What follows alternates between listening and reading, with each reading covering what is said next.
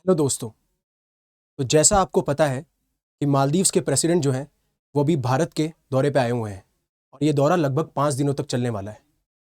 But ये दौरा important इसलिए है कि जिस तरीके से मालदीव्स का पहले एक एंटी इंडिया स्टांस रहा और जब मालदीवियन प्रेसिडेंट मोहम्मद मुइज़्ज़ू जब इलेक्शन कैंपेनिंग कर रहे थे तो उस तरह से जिस तरीके से इन्होंने प्रो चाइना पॉलिसीज़ या फिर प्रो चाइना इंक्लिनेशन दिखाया और साथ साथ में एंटी इंडिया स्टांस को रिफ्लेक्ट किया कि उन्हें अपनी सॉइल पे इंडियंस सोल्जर्स नहीं चाहिए, साथ साथ में जो प्रोजेक्ट्स पे डिपेंडेंसी थी उसको रिमूव करने की बात करी।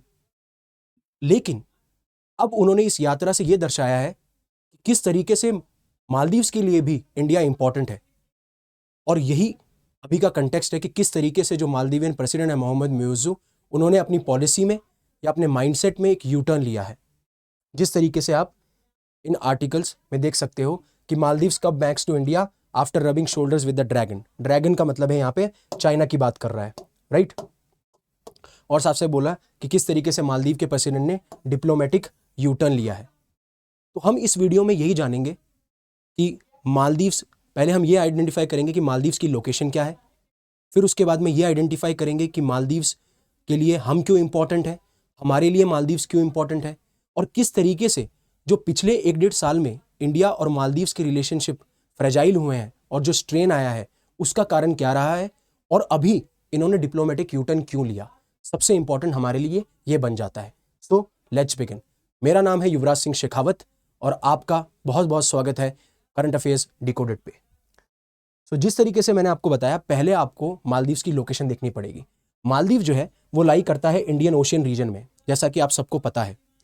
अब इंडिया का पर्सपेक्टिव ये है कि इंडियन ओशियन रीजन हमेशा से जो हमारा एम है, जो हमारा विजन है वो यही है कि ये रीजन स्टेबल रहना चाहिए, प्रॉस्परस रहना चाहिए, पीसफुल रहना चाहिए, ठीक है।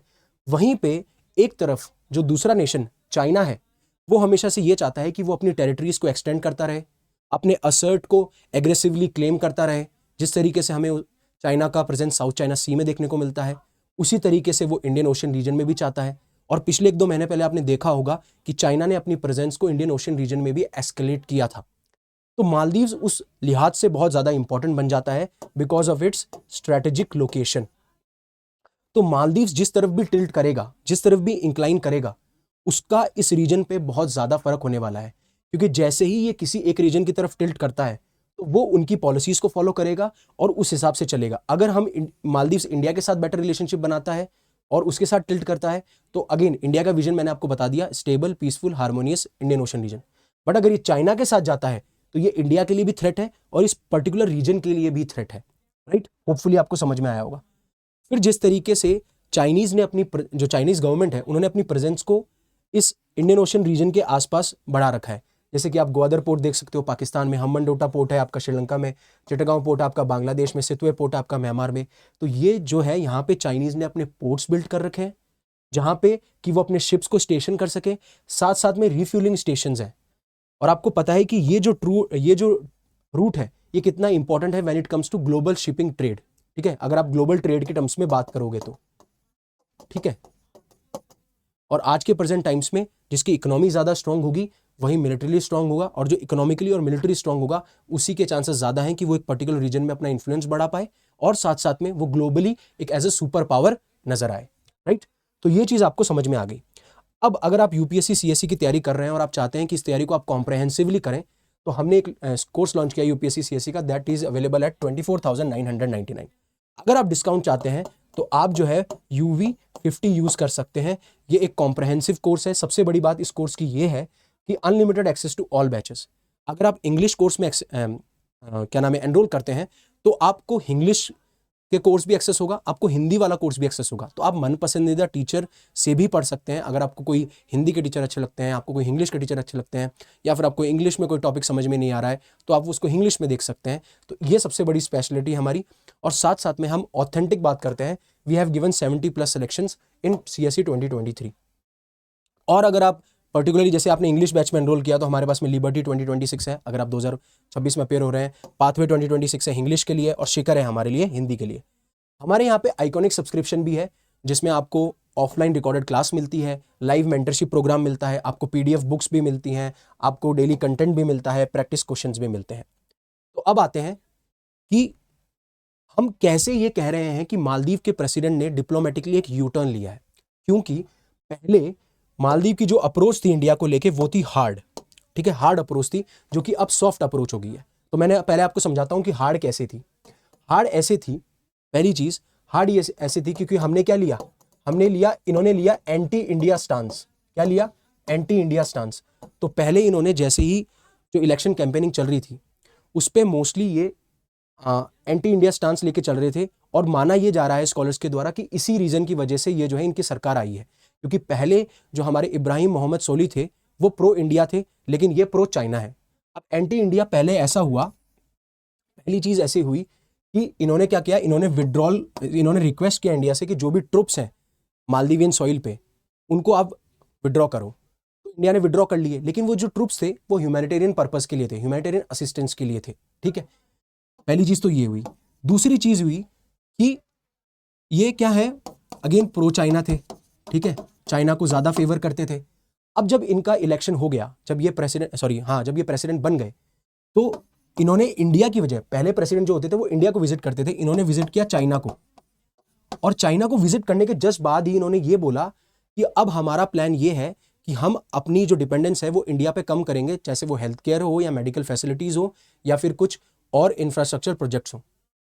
तो इस तरीके से हमें क्या होता है, एंटी इंडिया स्टांस देखने को मिलता है। और पिछले साल एक इंसिडेंट भी हुआ जब प्राइम मिनिस्टर नरेंद्र मोदी लक्षद्वीप पे विजिट करते हैं, उसके बारे में हम बाद में बात करेंगे, ठीक है।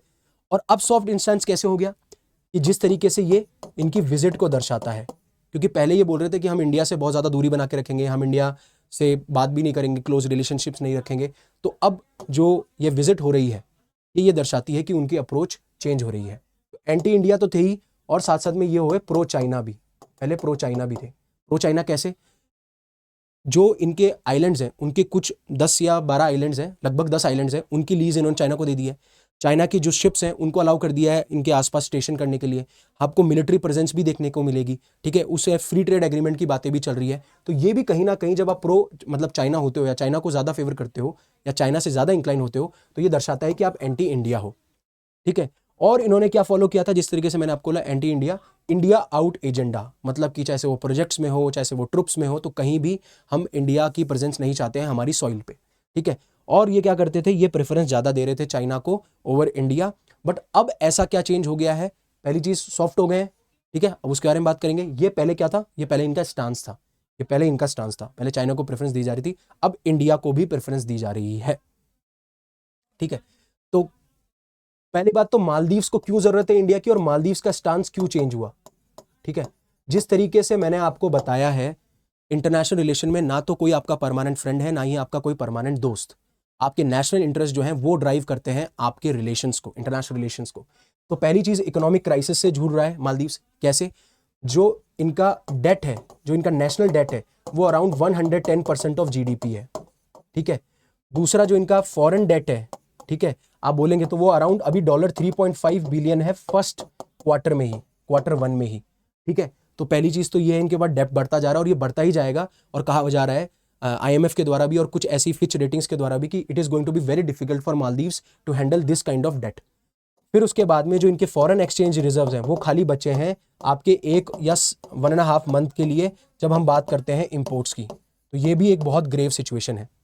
साथ साथ में टूरिज्म क्रंच, कि जिस तरीके से कोविड-19 से पहले जो टूरिस्ट इन्फ्लक्स था, जिस तरीके से टूरिज्म विजिट कर रहे थे, वो हमें कोविड-19 के बाद में देखने को नहीं मिलता। कोविड-19 के बाद में भी सिचुएशन इंप्रूव हो रही थी, बट हुआ क्या, पिछले साल हमारे जो प्राइम मिनिस्टर है लक्षद्वीप, हमारा जो आइलैंड है, वहाँ पे विजिट करते हैं और प्रमोट करते हैं और अर्ज करते हैं लोगों से कि आप लक्षद्वीप को विजिट कीजिए। और इसी के रिस्पॉन्स में जो मालदीवियन मिनिस्टर्स हैं उनके द्वारा कुछ कमेंट पास किए जाते हैं। उस कमेंट में ये किया जाता है कि ये बहुत ही दुखद है इंडिया जैसी बिग कंट्री के लिए कि वो श्रीलंका की जो इकोनॉमिक पॉलिसीज़ हैं उनको फॉलो कर रहा है। साथ साथ में ये भी कहा जाता है कि आप मालदीव्स के बीचेस से कंपेयर नहीं कर सकते, जिस तरीके से हम सर्विसेज प्रोवाइड करते हैं, जिस तरीके से हम क्लीनलीनेस रखते हैं, उस तरीके से जो है इंडिया कभी नहीं रख पाएगा। और इस वजह से काफ़ी बैकलैश देखने को मिलता है मालदीवियन गवर्नमेंट को ट्विटर पे, जब बॉयकॉट मालदीव्स ट्रेंड होता है। और उस वजह से भी काफ़ी जो टूरिस्ट हैं वो क्या है, वो नहीं जा रहे हैं मालदीव्स को, वो बॉयकॉट कर रहे हैं। और साथ साथ में प्राइम मिनिस्टर नरेंद्र मोदी के खिलाफ भी काफ़ी अभद्र और डेरोगेटरी कमेंट पास किए गए, जैसे कि क्या नाम है, ये तो पपट हैं इसराइल के, क्लाउन है, जोकर है, इस तरीके से कमेंट पास किए गए। ठीक है, अब इंपॉर्टेंट ये है कि मालदीव्स हमारे लिए क्यों इंपॉर्टेंट है। ठीक है, जिस तरीके से मैंने आपको बताया कि टूरिज्म क्रंच आ गया। ठीक है, और अब इंपॉर्टेंट ये है, तो पहली चीज इकोनॉमिक क्राइसिस, टूरिज्म क्राइसिस। आपको पता है कि मालदीव्स की जो इकोनॉमी है वो मोस्टली टूरिज्म पे डिपेंड करती है। ठीक है, और फिर balancing both India and China.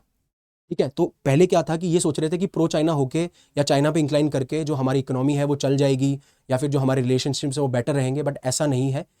तो मालदीवियन प्रेसिडेंट ने ये भी अभी कहा है इस विजिट में कि हम क्या नाम है, चाइना पे डिपेंड, मतलब not emphasising upon it, but साथ साथ में उन्होंने ये कहा कि हम चाहते हैं कि हमारे जो रिसोर्सेज हैं या फिर जो हमारे रिलेशंस हैं वो डाइवर्सिफाई रहें। और अब जो है वो ये चाहते हैं कि इंडिया और चाइना को ये बैलेंस करके चले, क्योंकि ये इनके नेशनल इंटरेस्ट के साथ अलाइन करती है ये चीज़। ठीक है, और जिस तरीके से चाइना का रवैया रहा है पहले, जो डेट ट्रैप डिप्लोमेसी रही है, जिसमें पहले तो वो बहुत सारे लोन दे देता है, बहुत सारी हेल्प कर देता है, और उसके बाद में जब एक कंट्री इकोनॉमिक क्राइसिस में होती है और वो नहीं निकल पाती, तो फिर उसके बाद में वहाँ पे जो टेरिटरी है उस पर वो अपना क्लेम असर्ट करता है। ठीक है, अब इंपॉर्टेंट ये भी हो जाता है कि मालदीव्स क्यों इंपॉर्टेंट है। पहली चीज़ तो मैंने आपको बताया, स्ट्रैटेजिक लोकेशन ऑफ मालदीव्स, जिस तरीके से ये इंडियन ओशियन रीजन में लाई करता है, और इंडियन ओशियन में हमारा विजन क्या है, हमारा एम क्या है, और जिस तरीके से जो चाइनीज प्रेसिडेंट वो इंक्रीज कर रही है, वो कहीं ना कहीं उस रीजन के लिए थ्रेट हो सकती है, और स्पेशली इंडिया के लिए भी। ठीक है, फिर उसके बाद में है चेंजिंग जियोपॉलिटिकल लैंडस्केप। अब आपको पता है कि इंडिया के आसपास, ठीक है, इंडियन ओशन रीजन का, जैसे वो हम सिक्योरिटी पर्सपेक्टिव से बात करें, पीसफुल पर्पस से बात करें, हार्मोनियस स्टेबल पर्पस से बात करें, तो जो जियोपॉलिटिकल लैंडस्केप है वो इंपॉर्टेंट होना जरूरी है। अब मान लीजिए यहाँ पे इंडिया है, ठीक है, अब आपको पता है यहाँ श्रीलंका है, श्रीलंका में अभी एक मार्क्सिस्ट पॉलिटिशियन AS दिसानायका का सिलेक्शन हुआ है, तो कहीं ना कहीं वो भी इंडिया के लिए एक थ्रेट है, क्योंकि इंडिया डेमोक्रेसी है। ठीक है, और इनकी जो रवैया है ये मार्क्सिस्ट है। साथ साथ में आप बांग्लादेश में देखेंगे कि जैसे पहले प्रो इंडिया क्या नाम है, प्राइम मिनिस्टर शेख हसीना थी, लेकिन अब उनकी सरकार गिरने के बाद में वहां पे भी सिचुएशन बहुत डिफिकल्ट हो चुकी है। नेपाल में भी देखेंगे तो जो प्राइम मिनिस्टर हैं KP शर्मा ओली, वो भी क्या है, वो भी प्रो चाइना है। तो जिस तरीके से अभी इनस्टेबल हमारा नेबरहुड है, उस लिहाजे से ये बहुत इंपॉर्टेंट होता है कि हम मालदीव्स के साथ में अच्छे रिलेशंस बना के रखें, और मालदीव्स के साथ अच्छे रिलेशन बना के रखें, जिससे कि हमारा जो स्फेयर ऑफ इन्फ्लुएंस है वो कम ना हो, क्योंकि इस स्फेयर ऑफ इन्फ्लुएंस के लिए इंडिया और चाइना दोनों लड़ रहे हैं। ठीक है, बट इंडिया का जो विजन है वो इंडियन ओशन रीजन को लेके बहुत सही है, या आप बोल सकते हो कि ग्लोबल वर्ल्ड ऑर्डर के हिसाब से देखा जाए, ग्लोबल साउथ के हिसाब से देखा जाए, तो ये बहुत ज़्यादा सही माना जाता है। बट चाइना जो है वो इस तरीके से नहीं चाहता है, वो अपना हमेशा क्लेम असर्ट करता है, वो एग्रेसिवली अपनी टेरिटरीज को एक्सटेंड करना चाहता है, जिस तरीके से मैंने आपसे बात करी। और अभी जो आज पहला दिन रहा है तो काफ़ी स्टेप्स भी लिए गए हैं, जैसे रुपे कार्ड जो है वो मालदीव्स में लॉन्च हो चुका है, FTA की फ्री ट्रेड एग्रीमेंट की बात चल रही है, UPI भी चालू होने वाला है मालदीव्स के अंदर, और इंडियन कॉन्सुलेट ओपन होने वाला है अद्दू के अंदर, जहां पे पहले मालदीवियन पॉलिटिकल लीडर्स जो थे, पार्टीज जो थी, वो अपोज कर रही थी ओपनिंग ऑफ कॉन्सुलेट इन अद्दू, और मालदीव का कॉन्सुलेट बैंगलोर में खुलने वाला है। इसी तरीके से हनीमादू एयरपोर्ट है, उसका इनॉग्रेशन होने वाला है, और जो इकोनॉमिक क्राइसिस चल रहा है उससे निपटने के लिए करेंसी स्वैप एग्रीमेंट भी हैंडल किया गया है। तो होप आपको समझ में आया होगा कि ये विजिट कितनी इंपॉर्टेंट है। मालदीव्स के लिए तो खासकर बहुत इंपॉर्टेंट है, जिस तरीके से वो इकोनॉमिक क्राइसिस से जुड़ रहे हैं, बट इंडिया के लिए भी बहुत इंपॉर्टेंट है, जिस तरीके से इंडिया का विजन है इंडियन ओशन रीजन को लेके। ठीक है, तो thank you very much for listening to me. अगर आपको ये लेक्चर पसंद आया तो प्लीज़ लाइक कीजिए, कोई सजेशन है तो प्लीज़ कमेंट सेक्शन में मेंशन कीजिए। अगर जिस तरीके से ये आपकी लाइफ में वैल्यू ऐड कर रहा है, आप चाहते हैं किसी और की लाइफ में वैल्यू ऐड करें, तो आप इसको शेयर कीजिए, और ऐसे ही रेगुलर अपडेट्स के लिए इसे सब्सक्राइब कीजिए। Thank you very much for listening to me.